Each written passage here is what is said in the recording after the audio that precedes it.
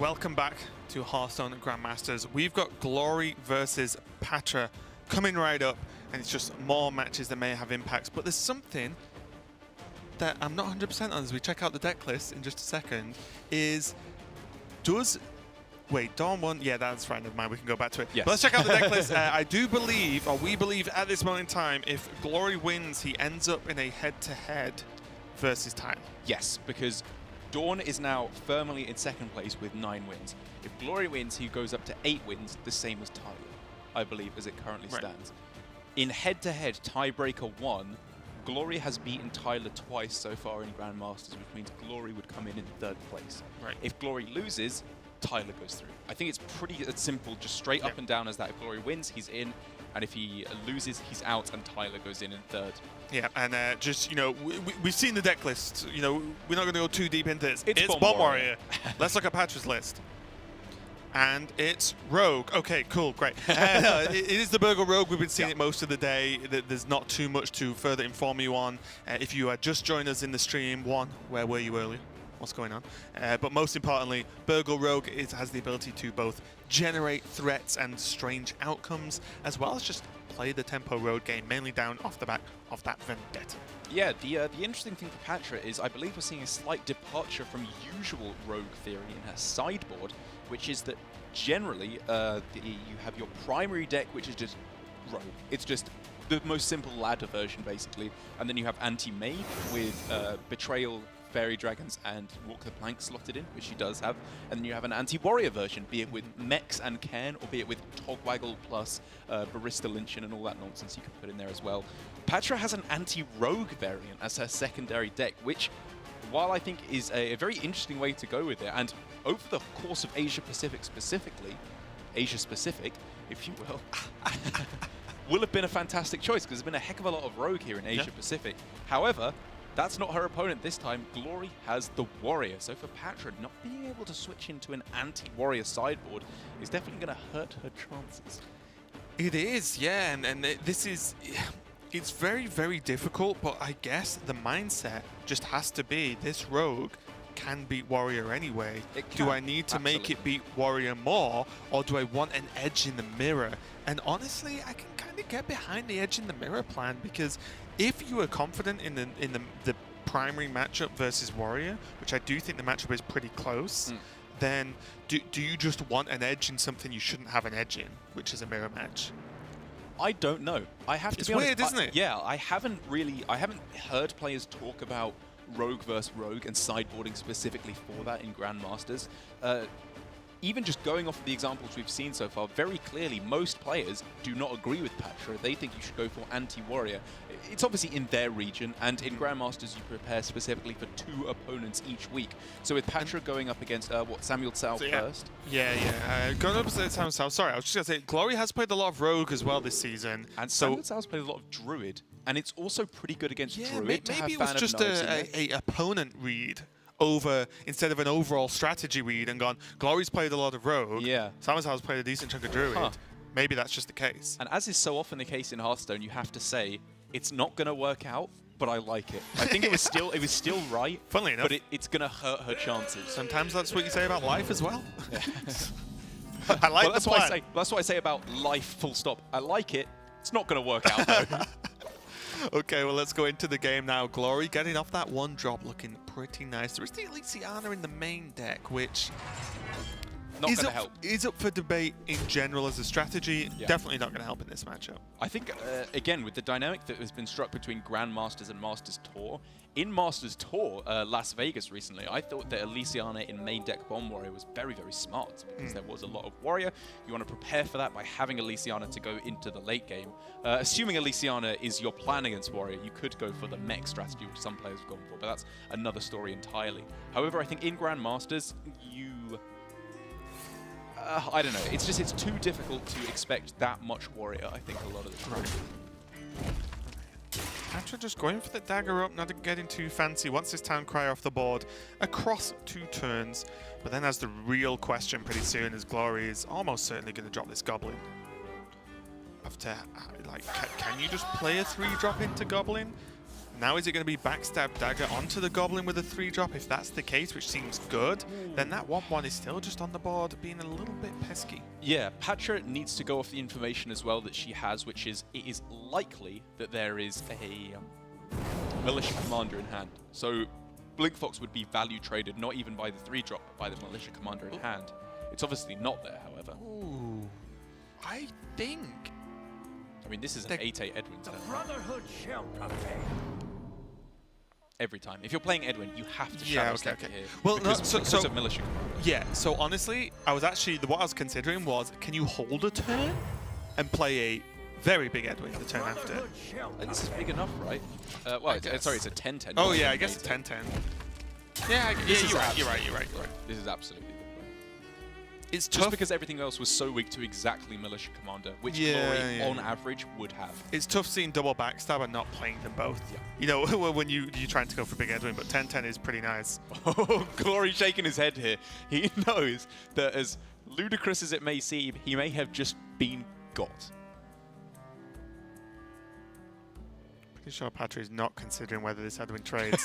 but just working out which 3-drop to play and if there wants to be some kind of backstab on the Edwin into a miscreant, which Yeah. I think there's merit for, but I think at this point you just taking that Edwin all the way home. I agree. I think if the Edwin had traded out, I think I would actually literally die on the spot. Like, I think I would just not live Just anymore. keel over. Yeah, just like, I'm done. Not even any noise, just, I'm just dead. I have ceased to live. This is just too much. Yeah. Ooh, backstab SI now. Looking pretty good. Yep. Keep the damage rolling. Make this Edwin as difficult to deal with as possible. Don't give Militia Commander as an out. And don't also play the Cable Rat. I think Dagger Up is much, much better. To play around Brawl. Yes. I agree. Well, actually, Pathra does have the option to go for Miscreant to hit. She has 2 chances to hit either. Oh, but that's a risk. Just It is kill a it. risk. Just kill it and go. I think kill this it is and go. better. Yeah. I think this is better. Especially because if she hits Kobold Lackey to kill it off, that leaves another minion in play for Brawl anyway. Like, even playing this SI, she doesn't want this in play. I don't think. If she had a magical extra backstab that only did 3 damage to her own minion, Right, yeah. she would have just kill played it. off. Yeah. It goes for the dagger. I like this. There's no need to go wide. You can go wide later if the game comes to it.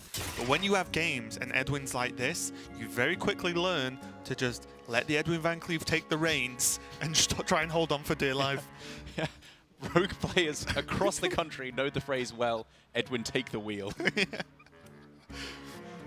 And you put your feet up, grab a drink, and watch it go. Yeah. Ooh. Okay. That's interesting. Second Ziliax? Yeah, it's got to be the pick, right? Second Dynamatic was interesting, though. So on this turn now, it's got to be Ziliax take out the SI. Yeah. I think that's the only play. Unity, precision, perfection. Ooh, setting up for the value Warpath. trade. Wow. Okay. It doesn't set up for the Warpath, though. Unless the Edwin trades him again, right? Because it's only 3 swings next turn. It sets up he's for going to Dynamatic. sorry, he's going to 7 mana. Yeah, sorry. I thought for some reason I thought Glory was going to 8, and it would guarantee a Warpath. I am dumb though, so I man. apologize. Yeah, you just do it right. Like, at this point, I think Pathra is justifiably more afraid of Dynamatic than Brawl, or at least equally afraid. Oh, 100%. And also, And so going wide protects against the Dynamatic. you get to the point where if your opponent plays Brawl with the 5 of their 7 mana, Yeah. sweet, that you can do other things. So if Pathra just plays the Kobold Lackey here and doesn't play the Miscreant, Warpath Dynamatic is a perfect clear. You would always play the Miscreant though, right? Because then you have Shark into Lackeys next turn. I mean, it makes you weaker against Brawl. But you're really weak versus Brawl anyway. I don't know. I think This is still a complete clear because it's a mech. you get With Shark. Warpath Brawl? I mean, okay, Warpath you get Dynamatic. Shark into Miscreant next turn anyway, Yeah. which gets you more Lackeys. But next turn you could Shark with 2 Lackeys, which might just be enough to win regardless. I think I would have liked to have seen the Miscreant there. So would I. I mean, I'm letting Cast Division get to me. Like, the fact that I can see there is exactly Warpath plus Dynamatic there. And even in that instance, Pathra is still very, very, very far in the lead, obviously. Yeah. It could still just be game next turn, because there's still 2 damage here. But if Pathra does not end the game or clear the Dynamatic this turn, Oh, there you go. That's end the game. It could have swung back in Glory's favor with the Zilliax. However, that will close things out with the Magnetic. And Edwin. And Glory's been on a rough go of it lately in Grandmasters. Glory had a great start and is having a rough finish. Thumbs up for Pathra there as he gets game number 1. But it also, when we talk about mentality, must feel bad to go, I need to win this match. It's the last match I've got to try and make my way into playoffs. Game 1, Cleef. You're like, no! Yeah. It's like this. The one thing you just don't want to happen is a game you have not no control over, but one minion so powerful that you have to say, well, I guess I have to play and pretend I draw this stuff perfectly. Absolutely. It's tough. Yeah, you have to give yourself outs there. I didn't remember that game going on for so long, given that a 3-mana 2/2 only dealt 20 damage over the course of that game. Yeah, not too shabby. I guess I'm mistaken. At all. Pathra taking a quick lead versus Glory, and Glory needs this win to try and make something happen for him and to try and get a spot in the top 3. Can Glory fight back? We'll find out after this.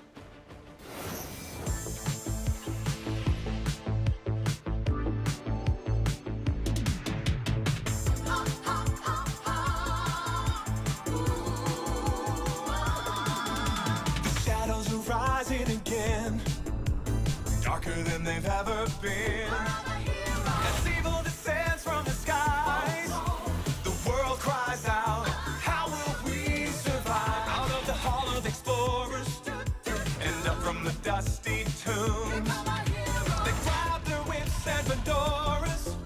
These legends of the past know exactly what to do. There might be magic monsters, mummies in the markets, and ancient mysticism. There surely scorching deserts, adventure, monster of narcissism. High stakes think annihilation, obliteration of civilization. Now is the time to be brave. Evil's come to enslave, but this league's gonna save. Oh no!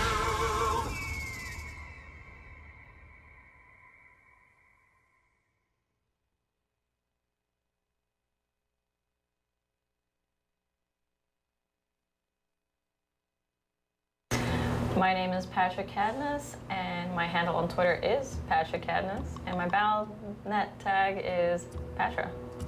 The person that stands out the most to me is Tyler, while I was lining up outside of Worlds. And I think I'd love to beat him. It's like a streamer versus streamer battle. An average day for me would be waking up, walking my dog, eating while watching someone stream, and then starting up my stream, and then after that, walking my dog again, eating again, and then sleeping. I do think that, yeah, I'm one of the weakest players in this tournament. Like, I would say I'm an underdog. And also, just like being on HGG, I remember seeing people predict that New Zealand would be at the very bottom, but we managed to get top 8 basically both years in a row.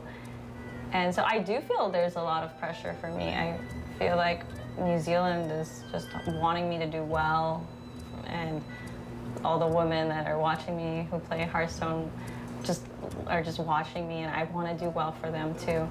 So I remember that pressure hitting me yesterday, and I was like, oh my gosh, it's actually hitting me now. But yeah, I feel okay about it now, and I think I could do it. And I'll do my best, of course. We're going to be moving quickly into game number 2 between Pathra and Glory. And Glory has changed his deck over to his tertiary deck, I believe. So let's check out the deck list. Kind of makes sense. Let's check it out. Let's check out the tech deck list. There we go. And it's a weird one, isn't it, Eric? It is a weird one. This is actually something I'm not sure if it's like genius or I'm reading too much into it, because what it looks like is obviously he's switching to a deck that appears to be at first glance anti-mage, right? When you have the Super Colliders, the big game hunters in there, very clearly it's meant to counteract the mage. But it seems like this is one of the first instances I've seen of like a hybrid anti-mage, anti-rogue.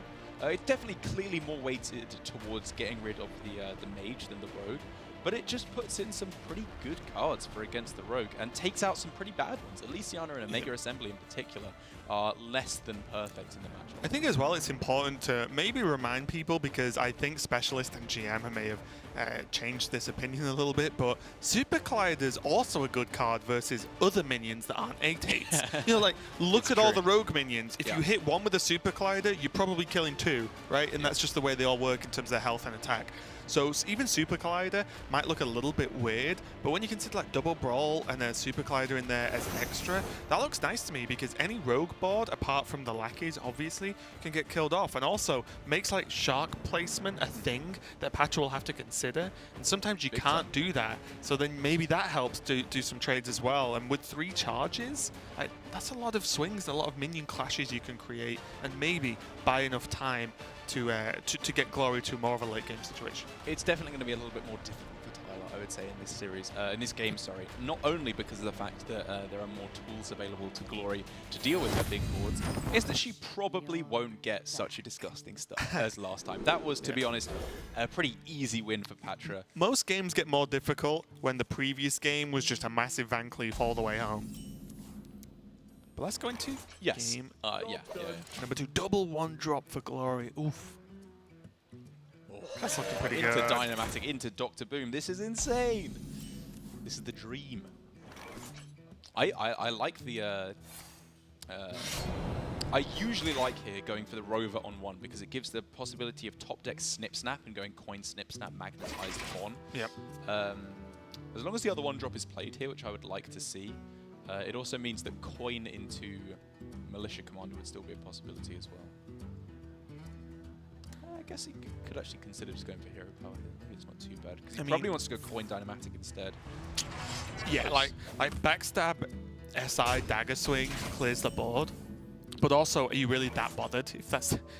Yeah, well, it's just getting more stuff on board, right? And it opens up your options more next turn, because if we'd seen, like, look, perfect example here, if we'd seen Town Crier on the previous turn, Coin Militia Commander 2 out of the 3 times would have been a possibility, assuming Ziliax hadn't been drawn, which kills off the Blink Fox, curves perfectly into Omega Devastator, which curves into Dynamatic. It would have worked out more smoothly, whereas now for Glory, he's just getting value traded.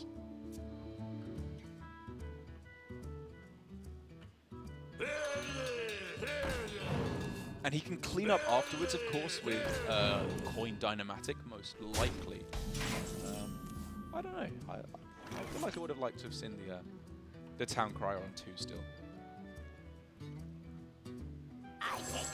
Still looking pretty... whenever you draw double Town Crier this early, you are extremely happy with life, because that is just a lot of stuff now Glory has. Ooh, Rebuke.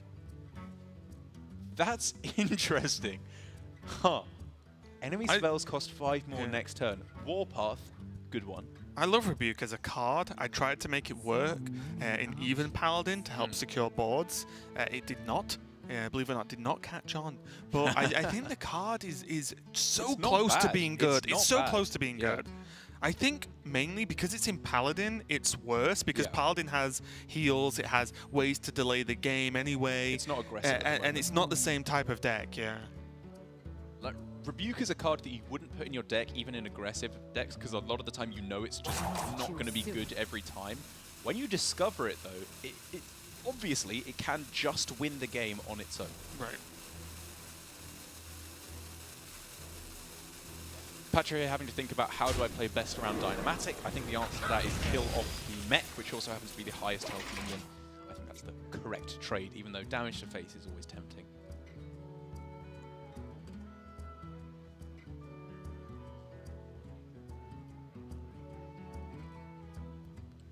Is it ever worth just double trading? There's a lot of possibilities, actually. It could be double trade Militia Commander if you want to save the coin. Double trade Coin Ziliax gets the most stats on board, but it doesn't heal you, obviously. No. I think I like this. I think... So here, you feel slightly bad about the Militia Commander being... Oh, okay, doing it even a different way. But I think the big thing here is coin into Dr. Boom. Yes, there's the Dynamatic next turn, or Ziliax, depending on whatever. Yeah. But then the coin into Dr. Boom is what pushes it over the edge of making a slightly, I'll say, worse turn now to get a very powerful turn a little bit later down the line. I agree, and also because of the fact that Ziliax would not get any heal now, you want Ziliax to get heal later on, especially when you have 2 Devastators in hand, and you can magnetize it on. Now Pathra got a slew of options, and so I don't know how you feel about this, but and maybe this pushes me too much. But when I hold this many weapons, I really want to play one. And even though it might not be the best perfect turn ever, I think getting weapons out of your hand when you're stuck with a lot of them feels correct. Yeah. There are definitely many, many instances where it is incorrect. Maybe just Whispering Woods. Whisper Woods and be like, okay, play a Warpath to kill a random card that I generated. I do. Everything this turn felt bad. Everything felt pretty weak. Which is why, the fallback of you've got 3 weapons, maybe get one equipped, and also maybe the Shadow Step effect makes a following turn better. Fair, very fair. It was a weird turn. I was looking at Ziliax primarily. Like, you go Ziliax face with the Burglar, trade the Ziliax into the 2/2, but obviously that just gets cleared off by the 1/1s. The Ziliax does. So yeah, I think this seems very valid. Like you said, there's a lot of weapon swings to be going around in hand. Potentially up to, what, 11 if you get every swing with the Gorehowl.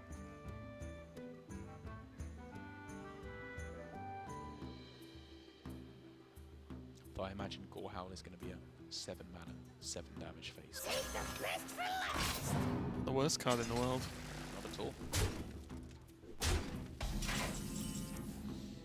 Man, these town cries for glory, they're not trading, they're just smacking Pathra with them. It's so funny that we're just in a point in the game in the meta right now in that these 1 mana 1/2s are actually good. Do you remember when like better 1-drops existed that people played? Yes, when like, 1-drops existed. Yeah, like every other 1-drop that was ever printed, but now they've all been removed. There were some good 1-drops. Yeah. I mean, Town Crier is way up there. I think Town Crier is like, apart from what? Tunnel Troll and Unnerved Undertaker, it has to be one of the best 1-drops. I guess Mana Worm 1 game is on the back of it. Zombie Chow. Was Zombie Chow better? Town Cry is so good. I guess Zombie Chow was better. I guess it probably was. I'm just gonna keep trying to name 1-drops. Leopard Gnome. Abusive Sergeant. Town Cry though, it's a 1/2. It draws a card. That's not allowed. Leopard Gnome deals like 4 damage for 1 mana. Fair enough. There's been some good stuff along the years.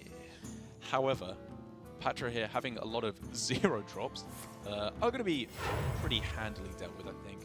Glory not even feeling the need to get rid of them I like now. it, actually. I like it. I mean, what are the odds on Savage Draw coming your way, right? Soul of the Forest. You're like, wait, extremely low. Although, there is a 2-mana Hedgeclad Burglar. We could see it. Let's go. I mean, I don't even remotely know the odds, but... Oh, Conjure is calling. That's insane. What? Wait. Not right now. But is Powered Replicate better for Ziliax? I'd rather Conjure is calling a Ziliax. Okay. It costs 3 mana, you get a twin spell, and it just puts the same amount of stats on board. Conjure's calling a good card, man. Oh, thanks. I didn't realize. It's just, I have to see it outside the context of Mage where I become used to it. Where it's busted. Like, compared to Powered Replicate, where I'm like, hold up for a second. That's insane. Pathra, I think, starting to realize that as it currently stands, while she's not dying quite yet, it won't take much for her to just fall very quickly behind in this game. Because a couple of bombs plus last master boom would put her drastically behind. So I like turning up the heat a little bit. Yeah. And I think Glory's had a good enough game so far that Patra's probably feeling pressured to do something now because, the coin, the boom getting down safely, the pretty much on-curve play from Glory, knowing Glory still has access to a rush minion. Like, I think the onus is definitely on Patra to get something to happen. Glory there presents with not necessarily the most obvious decision, because I agree that one Warpath at least should have come down, but we could have seen one Warpath Dynamatic, which obviously uses an extra card, but its tempo is a 3/4 onto the board. I think when all your mechs have Rush, you're less inclined to do so I like saving the value of Dynamatic. What about just Hench Clan review, rat review, rat review. So many options. Hey, I'm Alexander Raven Bagley. Welcome to Rat Review. Why do you keep saying Bagley? It's literally funny. not how you say my second name. Just because you were named It's after such a an mountain easy and I was reaction. named after a town. I think it's a town, maybe a village. Really? Yeah, I live really close to it as well. Oh, really? It's on the way to Manchester Airport. There's a turnoff that says to Bagley. Just giving away where I live. You wouldn't want to come and find me, honestly. It's not worth it. Choose soon. Henchman Burger I do like, though. I do like that sequence of events. Fireball, let's go. He's just becoming mage. Great! Mage is good. Oh. What? Play the rat as well. But now he's... Is that good? Now Patrick's healing glory. The Shade Quill heals glory. If he can kill it, that is. He's worried. He can probably kill it. I mean, Really good what- card to play around BGH, though. Was that a bad outcome? I honestly don't know. I The don't 3-mana know, it's too Ziliax is weird. pretty sweet. Yeah, that's pretty sweet. I mean, was it a good target for Conjurer's Calling at all, right? Like, I guess it was okay. This would You know, be the a only good card we're time for a missing. master I don't know how plan. up you are on Wild at the moment, Derek. But we're a snip away from a good time. Yeah, I was gonna say. Not strictly, obviously, because there's Mech Warper missing. Yes. But still, a snip would be pretty sick right now. Yeah, someone got triple rank 1 legend, right? Yeah, by recently. just playing snip Warlock. Has OTK. anyone ever got that before? I don't know. Like in Probably Wild? Kalento. Was it triple rank 1 legend on Wild? What did he get? He got something absurd with it. I think he did. Yeah. I know it was at least double, because I saw that. Yeah, he did get triple rank 1 legend in Wild. But very, very impressive, obviously, to say the least. Doesn't seem like it's going to come to fruition here for Pathra.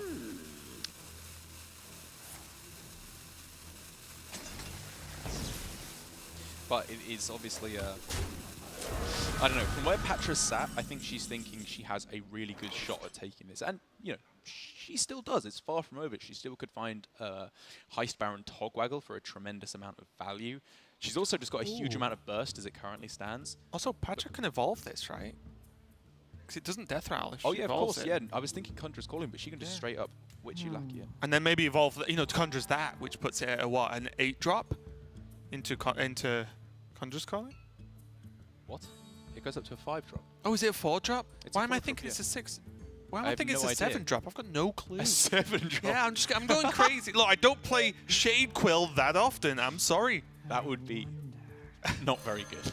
Yes, I agree. I don't know why I thought it was higher than that. But anyway, I think Evolve into Conjurers looks a lot better because the Evolve does not death rattle the minion, which means there's no healing. And Patra knows this, and it's going to go for it. I tried to play Shade Quill Priest for a little bit at the start. For what? 1 game? 2 games? A few games actually, because I was thinking like Mana Cheat is always broken, so I was trying to make a Coffin Crasher build Priest come into effect.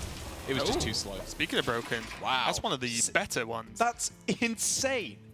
Is there anything better than that on the 5-drop? Plays around BGH like a god as well. And that's the second escaped. What's that card even called?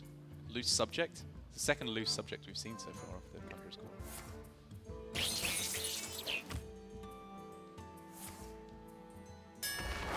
Brawl coming down. 50-50 as to who kind of wins, but anything survives for Patra is looking good, and that is a Grizzly.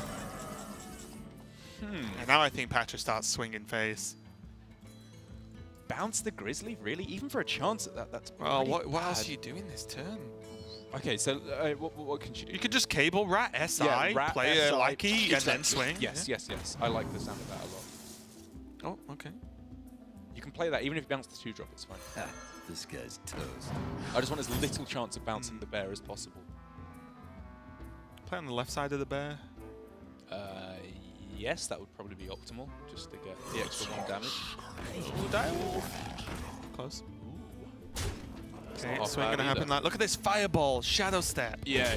Maybe you shadow step the SI if you don't actually. Yeah, shadow step the SI. Fireball. Right, because then you just go Howl SI next turn. Choose soon. You just... Oh, you're in such a bad spot versus Ziliax. Oh, you still have Sap, though. Ah! This is so close Zilly for Pathra. saps. I'm not even going to dignify that with a response. I Except think say you it shadow was silly, step the SI. just for more damage. Yeah. Okay, the shadow step came down the rat, so it's something. But I think I would generally want to just guarantee 2 extra damage. Yeah. One thing teeing up for glory as well with rushing boombots available. He hasn't played a Wrench Caliber so far this game, I believe. So I think there's no bombs in the deck for Pathra at the moment. I think it has to be the Omega into. I agree. Really missing the hero power? Yeah. Because the reason to not go for that is Bear is only 3 damage. It's kind of a threatening minion, but it's not that bad, right? You don't have to kill that to survive. So we could see triple Warpath, hero power, save the combo for next turn. Because if he goes for Devastator Ziliax, he only kills off the bear. What about if you did that and then shield slammed anyway, maybe? Just bring the bear down really low health, so then you can just kill it next turn, and you don't have to Omega Devastate it. Okay. This is fine. This is fine as well, right? It clears most of the board. Either way, gaining health is good for Glory right now. Absolutely. This does use both of his mechs, though, which could have been magnetized onto Ziliax. There were downsides to every single play there. I like fitting in the hero power, though. Having looked over it, like, if you go for Devastator Ziliax, you only kill off 1 minion anyway. You miss the 7 armor. I think this is just better. That's a whiff. I think you see what's in the rat first. Sounds like fortune tellers of old. When you look at the intestines of rats.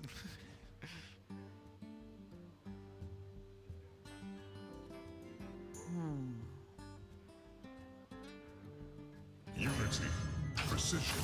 Let me read dagger.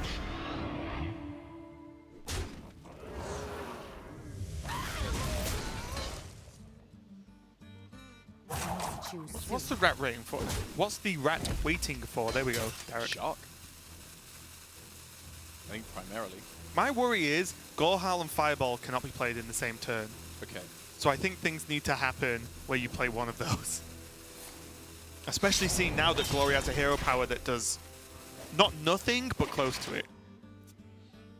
In terms of immediately impacting the game. What does having a rat in play accomplish? Like you're saying, what are you waiting for? What does it do now? Well, you rat into potentially Ethereal Lackey, and then maybe get a spell that changes your play. So maybe you get Fireball into Eviscerate. It's a lot of maybes. It's a lot of maybes. Right, but it just, I don't know. It's at the cost of just having a 1/1 on the board instead. I don't know. Like the Ziliax wasn't 100% required that turn.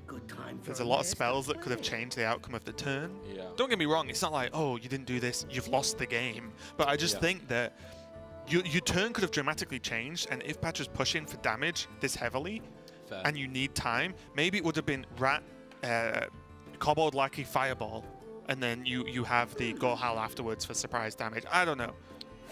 Oh, that was a Unity. tough choice for Glory, and I've got to be honest, Clockwork Goblin was not the one I was expecting to see there. With Scrap Hound and Dynamatic as well, there were defensive options and Healy options as well. As the Ziliax coming down is a huge deal in terms of Patra's game plan now, because, she could just double Warpath, right? Just to get rid of it and stop any healing from even coming off it at all. I mean, it looks good to me. Does she trade once and then Warpath to save mana this turn? I don't even think she wants to spend her money, her mana on that much. I mean, even just Warpath Miscreant's fine, Yes, but... that's strong. Oh, what about... Gorehowl Miscreant? Oh, no. It's not worth, is it? Like, do you really want to take 3, heal 3 to your opponent, and then tell your opponent you've got the Gorehowl? I wonder. It's not that bad. You can still swing the 6 face next turn, so you're not losing that much in terms of overall damage. If Glory doesn't remove it, though, right? I think I prefer the Warpath. Oh, no, he's removed Harrison from the deck. Sorry. Yeah. Choose soon.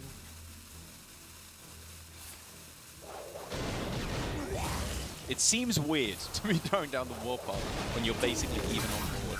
but I agree it's the way to go. But now I think there needs to be a damage push. Miscreant, Rat, play stuff. She's really not playing Miscreant. Yeah, yeah. It's very late yeah, though. yeah. Okay, ended up being fine because there wasn't any spell discovered, so there wasn't mana wasted, I'll say, because of Glory's hero power next turn is the big deal. If there was an ethereal lackey, it was probably worth throwing down and seeing what spells you were going to get. However, Pathra has let up for even just a moment here in terms of her minion development, which gives Glory all the go-ahead he needs to throw down this Blast Master Boom. Got to be said as well, his difficult pick of Clockwork Goblin last time led exactly to this, where he was able to get 2 sets of bombs instead of 1, which is a huge difference.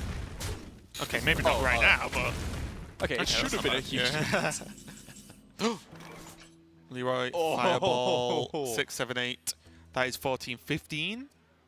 Unless I'm counting wrongly. What, this turn? Yeah. So Pathra Leroy, could go... Fireball's 12, 13, and 2 damage from the Kobold. Gorehowl Swing Face, Sap the Boom. Yes. She never dies then, right? It's very unlikely she dies then. Whereas if she doesn't, she's just dead to a bomb off the top. Yeah. I really like sapping the boom and not playing a minion this turn. And that puts what? So that's 8. It puts Glory to 11. And Pathra has 12, 14 from hand. And Pathra knows there isn't the armor hero power next turn. Yes, She knows. So yes, it's can't heal through that. Can't heal through lifesteal effects unless it's a discovered Ziliax onto the bomb. Exactly. She also knows there's no Omega Assemblies in the deck, so the generation is limited to only the hero power, so she knows Which she knows it's not it. Ziliax Yeah, can come actually, down. yeah, you're right. Oh!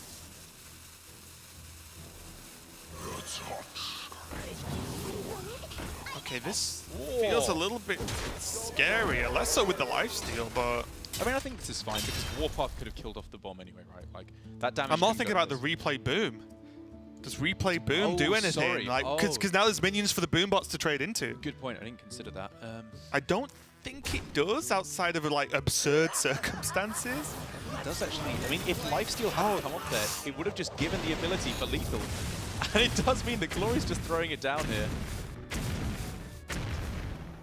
Oh! And now that is bomb. just Oh! game! As Pathra takes the series 2-0, and I believe that means Glory is not going to make it, and your top 3 for Division B are decided. It's Shaxi, it's Dawn, and it's Tyler. That's right. I think Pathra will be excited at this victory. I think Tyler will be even more excited, I have to be honest. Yeah. Pathra obviously was not in contention to get into playoffs, really just trying to solidify her record a little bit more, get another win on the table. And, you know, it's always nice to get the victory, and you get a bit more prize money as well. But I would argue the real winner here is Tyler squeezing in there. Yeah, it's got to be, you know, and fair play. Tyler did his job earlier by winning his match, and then it was just down to, you know, the outcome of the other matches, and it seemed to have gone his way overall. We will get a standings update for you at the end of the day, of course, but there's still some other stuff to talk about for now, and one more match left. But I believe we're going to be trying to get hold of Pathra for an interview. But that was just crazy, and it just as it continues to go, I feel like the matchups of the top meta decks are all so close. Yeah. It's insane. So, it's not so like, close. oh, it's Rogue versus Warrior, the Rogue's really favored. No, I feel like everything is just so close and does come down more often than not to, it's very choice-based outcomes, right? Like the plays the players make have such a large impact on the game. They really do, and I think that Glory there could have made a lot of different plays to maybe get in a better position, like healing for more by magnetizing the Ziliax. He made a play instead that got him more boom bots, which almost got him there. Maybe it should have on average. Such an interesting Bear game. in mind, a lot of those boom bots hit for 1 early on the first set, so I don't know, it was a crazy series. I believe we've got Pathra standing by. Can you hear us? Yeah, I can hear you guys. So first off, congratulations on the win, of course. Yeah. How was, we were just talking, I don't know if you heard us or not, but just about the matchup in general and it being close. Like, do you want to just tell us how you feel about this Burgle Rogue versus Bomb Warrior? Because the match itself was kind of insane. Yeah, it was really insane. I was worried, actually, facing Glory because I didn't side deck for any Warrior. Right. This is the first time Glory has ever brought Warrior to Grandmasters, so I really wasn't expecting it, and I definitely wasn't expecting it from Samuel because, you know, he didn't bring Warrior, but yeah. So that's the reason why I didn't have a side deck for it. I think that Rogue just gets there sometimes, especially when you make a big Edwin. And it was my turn to give Glory a taste of a big Edwin. That's fair enough. And how do you like the Burgle Rogue deck in general? Because at the moment there's tons of, the created by meta, as a lot of people say. But how do you like playing a deck like this where it seems okay for the first few turns and then a couple of turns later the game is mental and nuts? I mean, it just gets so much value with Shark, but we didn't see a Shark for me that game. But the Burgle got me some pretty cool stuff, as you can see, right? I got that weapon. And the Wisps probably did a little bit of something over there. So yeah. There was even a chance with the Hench Clan Burglar when you had the Wisps on the board that would see like a Savage Roar or something random to just start turning into a Druid. And I just want to ask as well, you've not had the easiest GM run in the world, but how does it feel just, the final match of this season for you being a 2-0 strong win over a player who was in contention to get top 3? Feels amazing. I'm glad, I got some wins. It would have been sad if I got no wins at all. But yeah, I know that I've gotten stronger as a player throughout the GM journey. So like looking back on my games in the first week, I'm like, oh, I would never do that play. No, that's good. I mean, it's setting you up pretty well for Season 2, and I think I'm very interested to see how all the players, change their approach over into next season. Yeah, and I mean, that's the one question I have is, what's up next for Pathra in Season 2? Is there anything you're going to be changing in terms of practice, how you're approaching it, or as you say, is it just natural improvement that's going to help you out? Yeah, of course, always improving, trying to get more practice partners.